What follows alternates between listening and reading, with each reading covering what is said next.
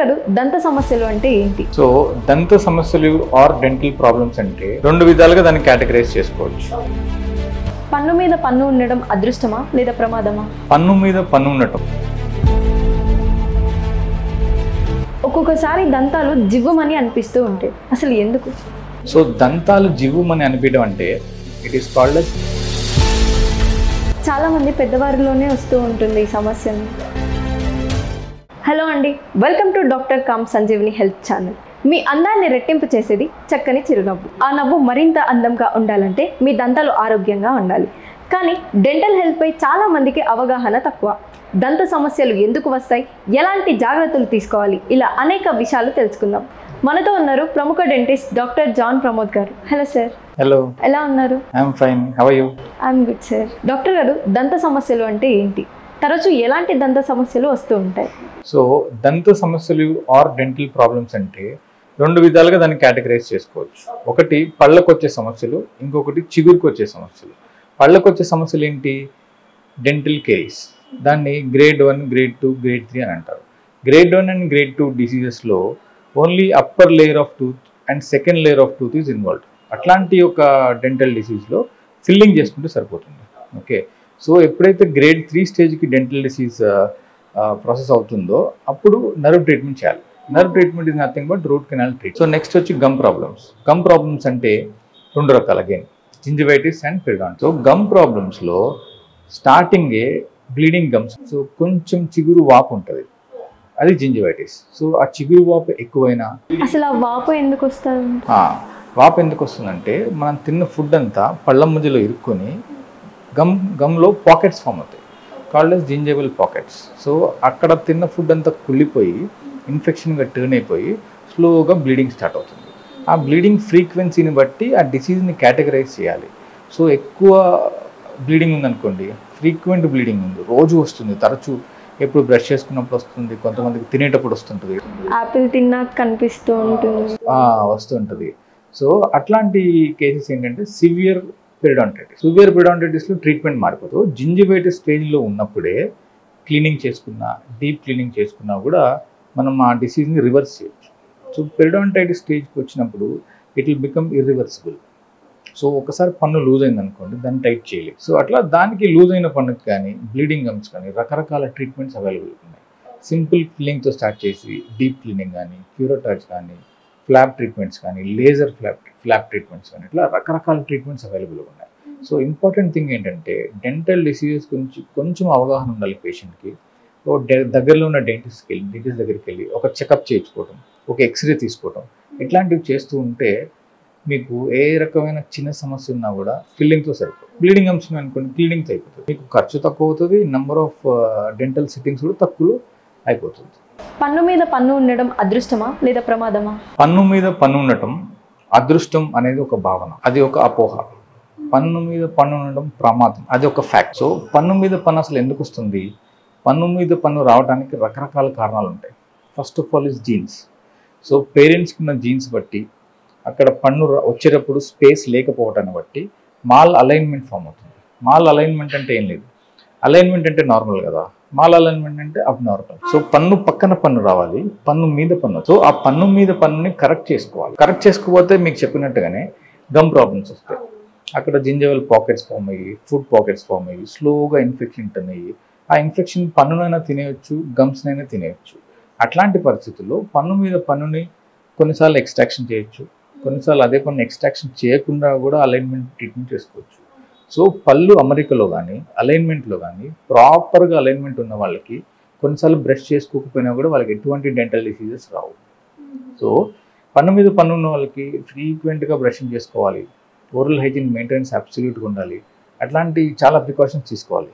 దాని బదులుగా ఒకసారి మీ దగ్గరలో ఉన్న డెంటిస్ట్ దగ్గరికి వెళ్ళి పన్ను మీద పన్ను వచ్చిన పరిస్థితి నుంచి నార్మల్ అలైన్మెంట్కి తీసుకొచ్చుకుంటే మీరు నీట్గా సింపుల్గా బ్రషింగ్ చేసుకుంటే సరిపోతుంది. మీకు కావాల్సిన ఫుడ్ తినొచ్చు, ఇట్లా చాలా అడ్వాంటేజెస్ ఉంటాయి. సో పన్ను మీద పన్ను ఉంటే బాగుంది, చూడడానికి బాగుందని కానీ అదృష్టం అని కానీ చాలా అట్లా వదిలేస్తుంటారు. సో పన్ను మీద పన్ను ముందు వైపు వస్తే లిప్ బైటింగ్ ఉంటుంది, వెనక వైపు వస్తే టంగ్ కోసుకుంటూ ఉంటుంది. సో అట్లాంటి పరిస్థితులన్నీ తెచ్చుకోకుండా రిపీటెడ్ అల్సర్ ఫార్మేషన్స్ కానీ అట్లాంటివి లేకుండా ఆ పన్ను మీద పన్నుని సరి చేయించుకుంటే అంతతో మీకు ఆ ప్రాబ్లం నుంచి బయటపడవచ్చు. ఒక్కొక్కసారి దంతాలు జివ్వమని అనిపిస్తూ ఉంటాయి, అసలు ఎందుకు? సో దంతాలు జివ్వుమని అనిపించడం అంటే it is called as dentinal hyper sensitivity.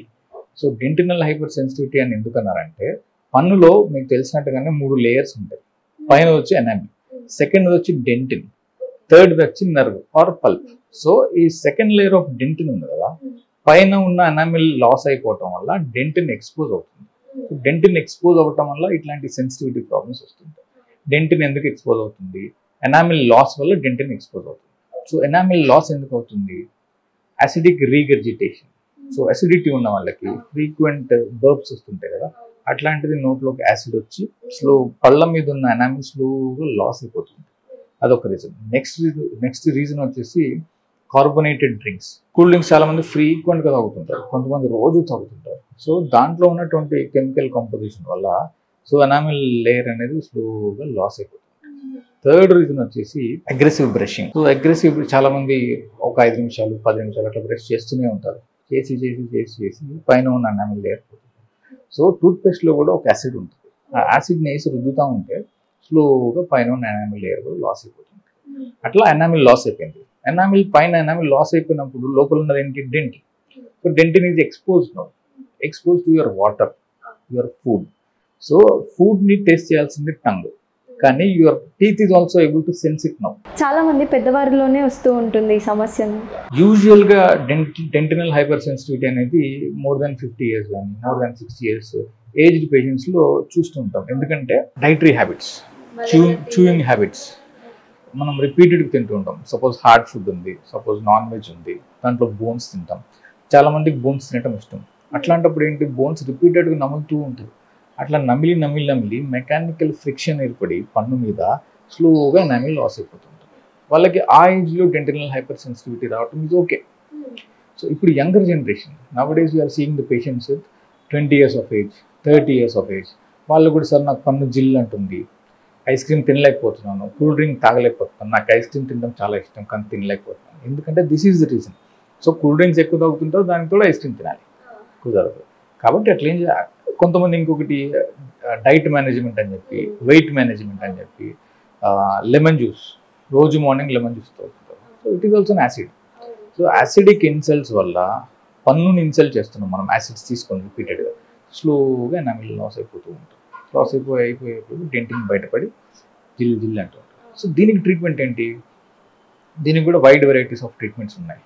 First and foremost treatment ఏంటంటే management with an anti sensitive paste. ఒక యాంటీ సెన్సిటివ్ పేస్ట్ తీసుకొని ఇట్లా వేలు మీద తీసుకొని పళ్ళ మీద అప్లై చేసుకోవాలి. అప్లై చేసుకున్న ఒక 5 minutes వెయిట్ చేసి బ్రష్ చేసుకోవాలి. సో ఎందుకు వెయిట్ చేయాలి 5 minutes? It is a medicated paste. So ఆ మెడిసిన్ అప్లై చేసినప్పుడు it is like an ointment. Apply చేసినప్పుడు వెయిట్ చేయాలి, దాని యాక్షన్ పళ్ళ మీద పని చేయాలి. పని చేసిన తర్వాత బ్రష్ని తడుపుకొని బ్రష్ చేసుకోవాలి.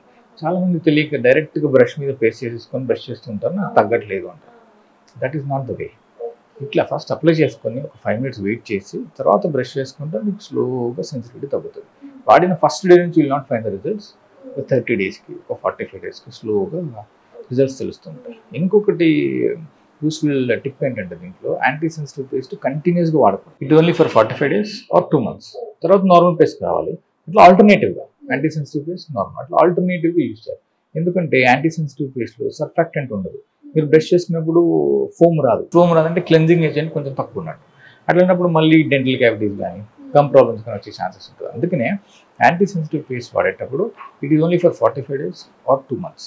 తర్వాత నార్మల్ పేస్ట్ రావాలి. అట్లా ఆల్టర్నేటివ్గా డాక్టర్ అడ్వైస్తో యూజ్ చేస్తూ ఉండాలి.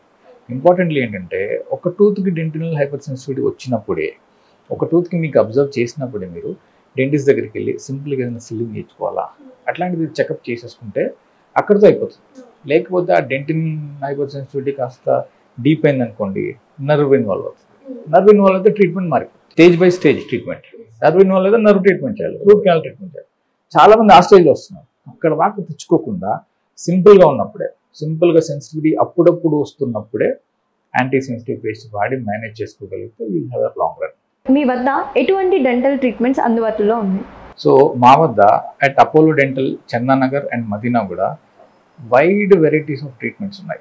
You name any dental disease we have a treatment for you. Basic scaling దగ్గర నుంచి ఫిల్లింగ్స్ దగ్గర నుంచి క్రౌన్స్ కానీ లేజర్ ట్రీట్మెంట్ కానీ అలైనర్స్ కానీ రకరకాల treatments wide variety of treatments అన్నీ మా దగ్గర అందుబాటులో ఉన్నాయి. మీరు ఏ డిసీజ్ వచ్చినా సరే, మీకు ఏ ట్రీట్మెంట్ కావాలన్నా సరే ఇవ్వడానికి మేము అందుబాటులో ఉన్నాం. మా టీమ్ ఆఫ్ డాక్టర్స్ కూడా అందరూ specialist. We here at Apollo dental Chandanagar in Madina కూడా ప్రాక్టీస్ స్పెషాలిటీ ట్రీట్మెంట్స్. సో ప్రతి దానికి ఒక స్పెషలిస్ట్ ఉన్నారు. రూట్ కెనాల్ ట్రీట్మెంట్ ఒక స్పెషలిస్ట్ ఉంటారు, గమ్ స్పెషలిస్ట్ ఉన్నారు, క్రౌన్ కటింగ్ ఒక స్పెషలిస్ట్ ఉంటారు, ఇంప్లాంటాలజిస్ట్ ఉంటారు, సర్జన్స్ ఉంటారు. So it is a speciality practice. So అన్ని ట్రీట్మెంట్స్ మా దగ్గర అందుబాటులో ఉన్నాయి అందరికీ. మరో టాపిక్తో మళ్ళీ కలుద్దాం. అంతవరకు సెలవు. సైనింగ్ ఆఫ్ మౌని చౌదరి.